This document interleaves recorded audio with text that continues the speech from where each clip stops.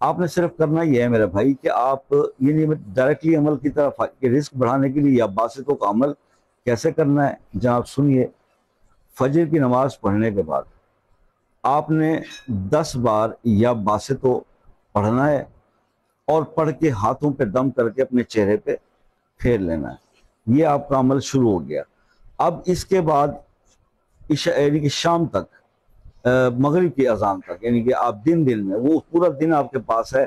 इस दिन के अंदर अंदर आप चाहे एक वक्त में कहीं बैठकर 1100 बार या बासे तो पढ़ लें, या इसको डिवाइड करके आप 300 करके 400 कर इस तरह कर लें। मतलब आपने मगरिब की नमाज तक 1100 बार फिर या बासे तो मुकम्मल करना है। और जब भी आप 2 या 3 तस्बीह पढ़ने के लिए बैठ रहे हैं तो अव्वल आखिर एक बार दुरूद पढ़ लीजिए।